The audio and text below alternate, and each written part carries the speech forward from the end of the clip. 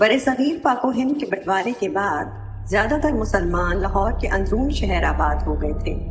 انہی میں سے ایک رشید میاں کا خاندان بھی تھا جن کے حصے میں دہلی دروازے کی ایک قدیم حویلی آئی۔ سارا خاندان خوش و خرم اس میں زندگی بسر کر رہا تھا۔ بچے بچیاں حویلی کے آنگن میں کھیل کود کر جوان ہونے لگے، لیکن 2-3 دن سے دادی جان کا رویہ انتہائی اکھڑا اکھڑا رہنے لگا۔ سب کا یہی خیال تھا کہ شاید عمر کا تقاضا ہے، لیکن جب پانی سر سے گزرا تو بڑی دلہن کی دریافت کرنے پر انہوں نے اپنی تمام رضاعت سنا ڈالی۔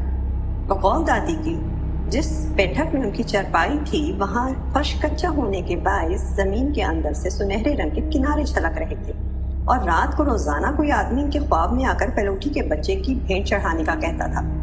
کبھی رشید میاں، کبھی بڑی دلہن اور کبھی عالیہ بیٹی کا نام لیتا تھا۔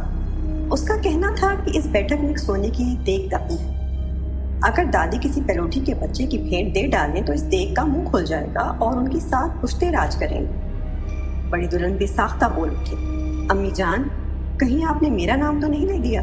میں بھی تو پلوٹی کی ہوں۔ گھر میں ایک واویلا مچ گیا۔ اکثر گھر میں سے کسی بڑے سے سانپ کی موجودگی کا احساس ہوتا۔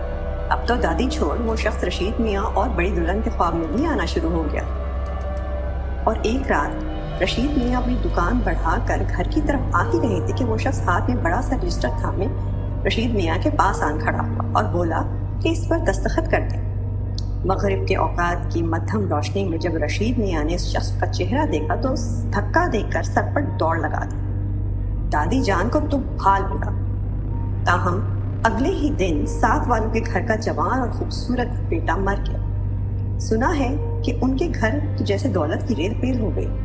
اس کے بعد وہ لوگ اپنا گھر بیچ کر کہیں دور دراز چلے گئے۔ لیکن یہ کیا، اب نہ تو بیٹھک میں سنہری کنارے تھے اور نہ ہی کسی کو مزید خواب آتے۔ دادی جان نے جب کسی بزرگ سے دریافت کیا تو معلوم ہوا کہ وہ ایک ناگ تھا جو صدیوں سے سونے کے خزانے کی حفاظت پر معمور تھا۔ میعاد پوری ہونے پر دیگ کا منہ کھولنے کے لیے اسے پہلے بچے کی قربانی چاہیے تھی۔